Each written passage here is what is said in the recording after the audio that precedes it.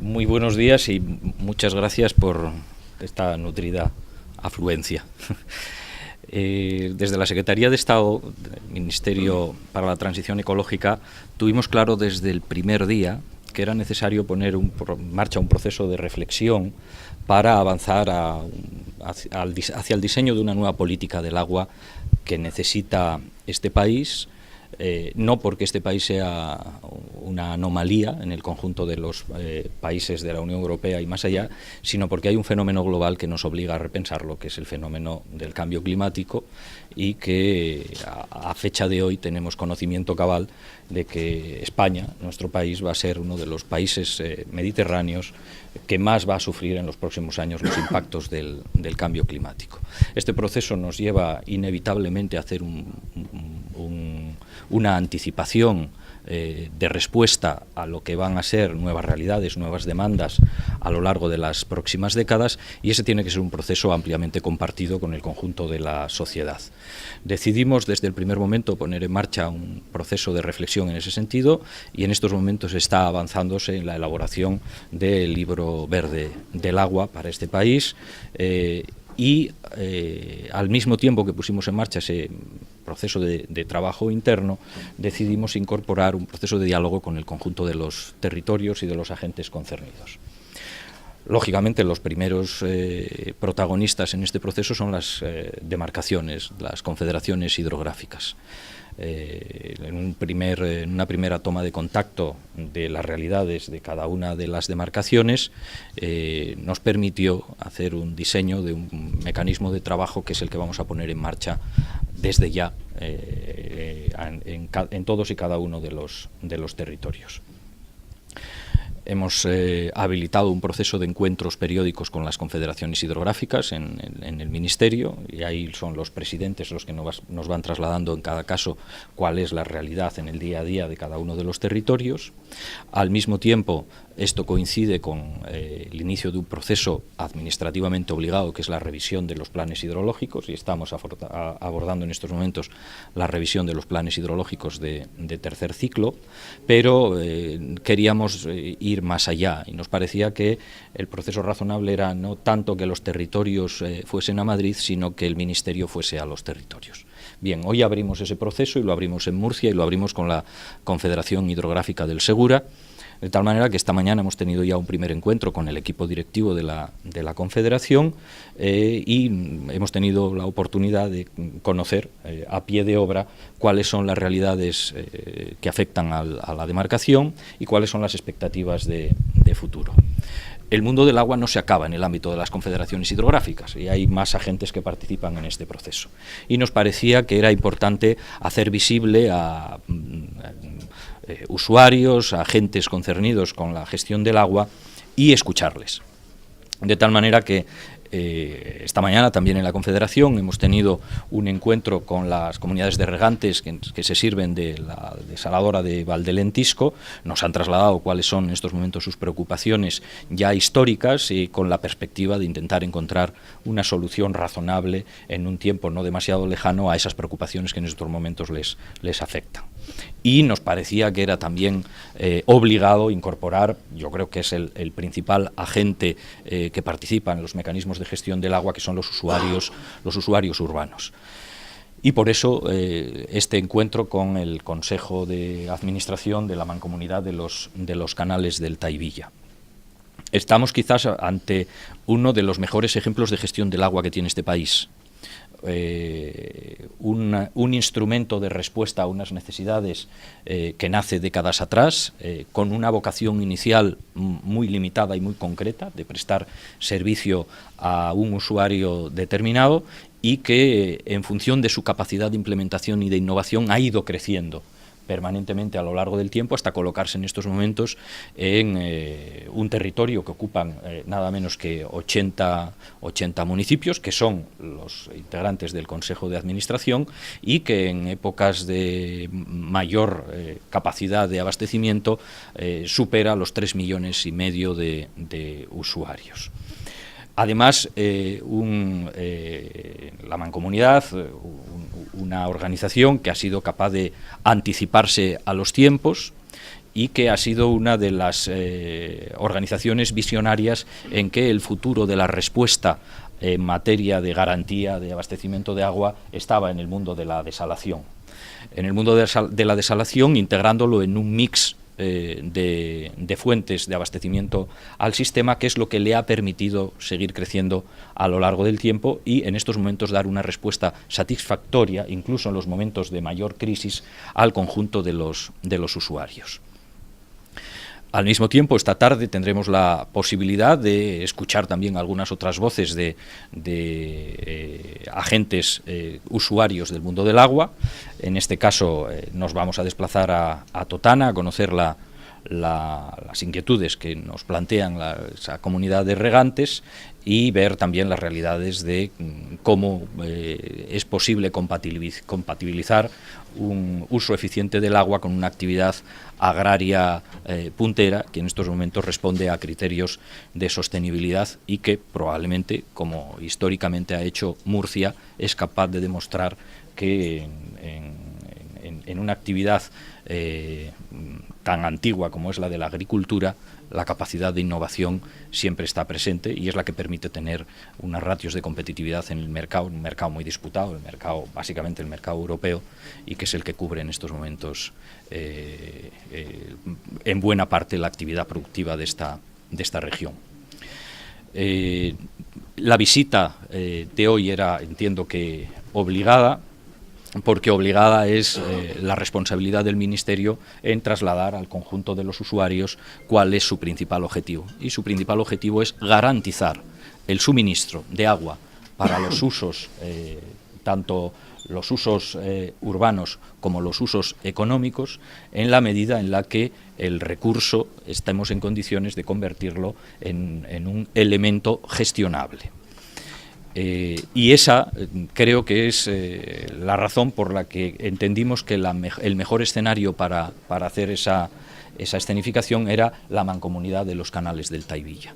Es posible garantizar a futuro la seguridad del abastecimiento de agua al conjunto de los ciudadanos en todos los territorios de este país, sencillamente haciendo una planificación adecuada de un recurso que va a ser cada vez más escaso,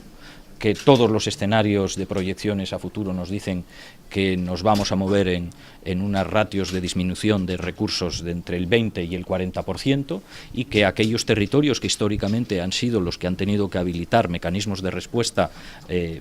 más innovadores precisamente a situaciones de escasez son también en este caso los que van a sufrir con mayor virulencia los impactos del cambio climático. Y eso nos obliga a hacer sobreesfuerzos en materia de inversión y de planificación en estos territorios. De tal manera que, junto con alguna decisión de carácter reciente en materia de inversiones, justo ayer que hemos implementado para mejorar las capacidades de los canales del Taivilla, vamos a seguir implementando algunas decisiones de cara al futuro inmediato y en el medio y en el largo plazo para la región de Murcia y para el conjunto de los usuarios. Nuestra voluntad es, y en ello estamos haciendo hoy una primera inmersión, conocer la capacidad de crecimiento en materia de desalación en las instalaciones ya existentes y en las infraestructuras puestas al servicio del suministro de agua. Por lo tanto, vamos a abordar un proceso de inversiones en materia de desalación en el territorio, de tal manera que podríamos estar en condiciones de duplicar la capacidad de producción de agua desalada en el entorno del 2021 y con ello suplir algunas de las interrogantes que en estos momentos se plantean. Y en segundo lugar, vamos a ir atendiendo algunas necesidades de inversión en materia de infraestructuras de gestión del agua en una región que, por cierto, nos sirve de ejemplo para plantear en Europa, en términos de solvencia, que este país es capaz de responder con carácter de eficiencia a los retos del saneamiento y de la depuración. Yo creo que el modelo Murcia nos puede servir perfectamente para implantarlo en algunas otras comunidades autónomas en las cuales los ratios de calidad de depuración, de saneamiento y depuración no alcanzan los niveles que se alcanzan en esta región. Y este era el objetivo principal, abrir un proceso de diálogo y de encuentro con los agentes económicos y sociales en cada uno de los territorios, atender a todos los sectores económicos concernidos y, por supuesto, poner a disposición en este proceso al conjunto de la capacidad de diálogo de la Administración del Estado, Delegación del Gobierno, Confederación Hidrográfica y, en este caso, también la Mancomunidad de los Canales del Taivilla. Señor secretario, perdón que me interrumpa, sobre... No es interrumpir, ya acabé. Tajo Segura, los regantes del acueducto sostienen que les han hurtado un trasvase de 12,5 hectómetros de noviembre a la vista del recuento final de las existencias en la cabecera, y al hilo de eso, ¿qué criterio va a seguir el Ministerio para aplicar nivel 3 si no lo puede aclarar? Si será cuando sea ascendente, si será en función de necesidades, ¿cuál es el criterio? Hemos tenido, bueno, ya he tenido varios encuentros con el sindicato de regantes, la última hace, si no recuerdo mal, hace 2 semanas, 12 días, y evidentemente vamos a seguir manteniendo encuentros de diálogo en esa misma dirección, y tanto la voluntad del sindicato como la voluntad del Ministerio es avanzar en la mejor capacidad de gestión de esta infraestructura, de tal manera que las respuestas den certidumbre en el tiempo hacia el futuro. Como todo esto pasa por un proceso dialogado, yo creo que lo mejor que puede hacer el secretario de Estado es no avanzar sus opiniones, sino colocarlas sobre la mesa en primer término a quienes son los interlocutores principales, y lo haremos lógicamente con esos interlocutores en el momento en el que nos sentemos, que va a ser en fechas prácticamente inmediatas. Pero como que el secretario de Estado no puede explicar su criterio de si se va a aplicar o no se va a aplicar, sí, el nivel 3 y de qué forma, ¿no? Sí, lógicamente, pero ya digo, a los primeros que tengo que explicárselo son a aquellos, no creo que sea el mejor medio para comunicarnos con nuestros interlocutores a través de los medios de comunicación. Yo creo que la mesa de diálogo en intercambio directo de pareceres, del mismo modo que al sindicato les hemos pedido que nos trasladen sus análisis y sus propuestas a través de los distintos canales de interlocución, y en primer término con la propia Confederación Hidrográfica, que es lo que en estos momentos se está haciendo.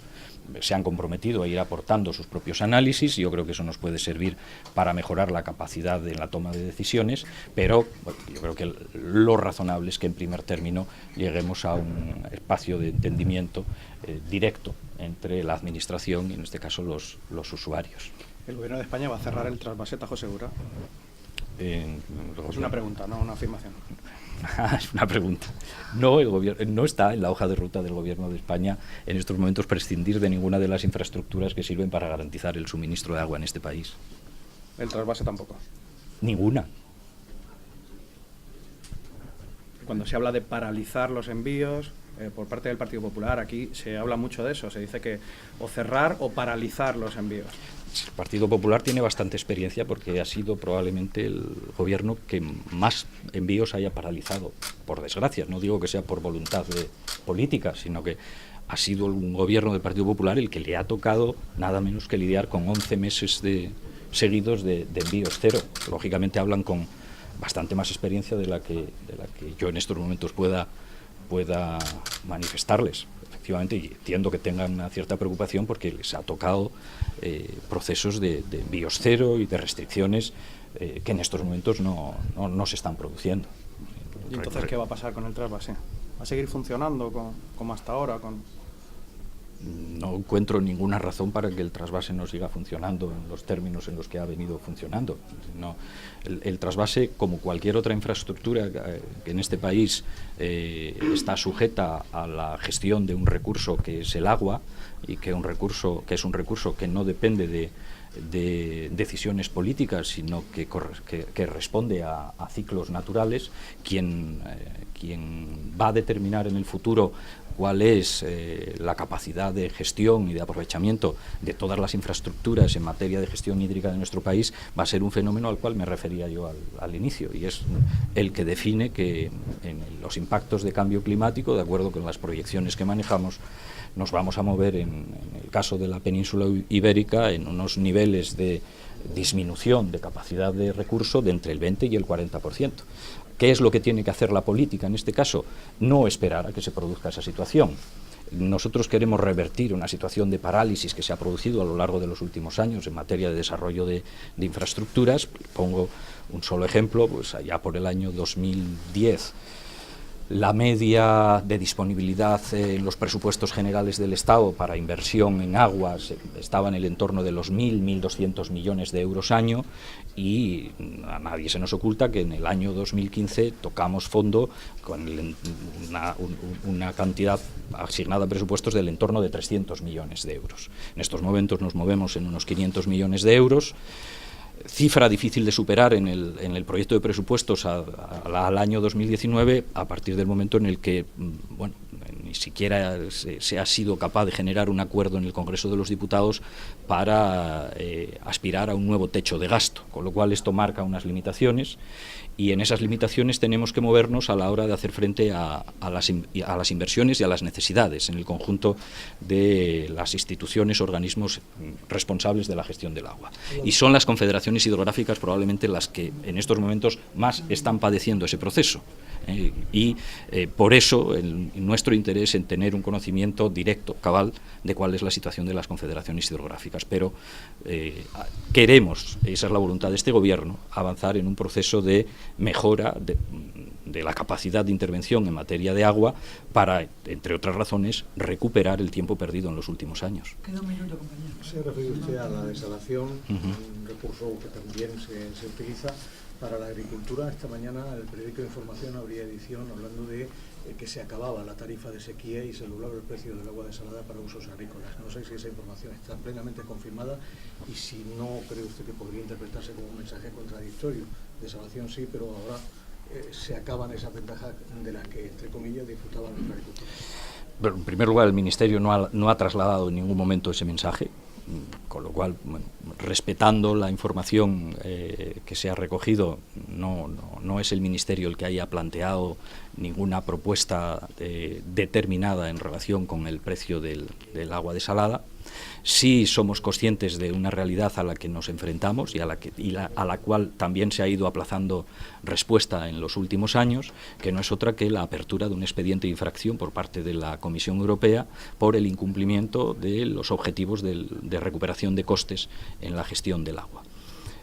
Queremos poner en marcha un proceso también, en este caso de contraste con el conjunto de los usuarios, para establecer una hoja de ruta para poner en cumplimiento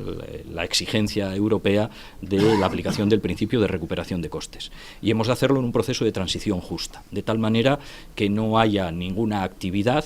que se vea afectada por un proceso de aplicación que es obligada para un país que forma parte de la Unión Europea. En ese proceso, la propia Unión Europea recoge mecanismos que permiten dar una respuesta adecuada a quienes en un momento determinado puedan ser actividades o sectores o territorios vulnerables por unas u otras razones en términos de adecuación de precios atendiendo a sus características especiales. Y esa es la hoja de ruta que maneja el Ministerio. A partir de ahí, es evidente que quien tiene la responsabilidad de gestionar en uno u otro caso determinadas instalaciones, lo que hace es, en cada caso, poner sobre la mesa cuáles son los costes, ¿no? Los costes que suponen la gestión de esas instalaciones. A partir de ahí, conociendo cuáles son los límites que tienen los usuarios y cuáles son los costes de las instalaciones, el Ministerio lo que tiene que habilitar son respuestas que cumplan con la garantía de que esas instalaciones no entren en una situación de quiebra y no generen a los usuarios un problema que coloque en situación de riesgo su propia actividad. Y esa es la... Terminamos ya. Tenemos que empezar el Consejo de Administración. Hemos venido hasta aquí a una rueda de prensa. Sí, pero la rueda de prensa tiene una preguntita a los medios. Yo creo que el secretario... Cuando llegamos al Gobierno nos encontramos en una situación, en el caso de la desaladora de Torrevieja, con un problema de una obra sin culminar. Hubo que poner en marcha un proceso para avanzar en la culminación de la misma, que era algo colateral a la construcción de la propia instalación, que era la conexión eléctrica. Esas obras se culminaron en el mes de julio. A partir de ese momento se pone en marcha el mecanismo del proceso de transmisión de las obras ejecutadas a quienes tienen que ser los responsables de la gestión, y en ese proceso pues ha aparecido un déficit en el mecanismo administrativo de la adjudicación de la obra inicial, un problema más que nos encontramos y al cual en estos momentos estamos, creo que en la recta final de poder darle una respuesta adecuada. No quiero darles la fecha concreta, pero sí les anticipo que la solución al expediente administrativo va a ser más o menos inmediata.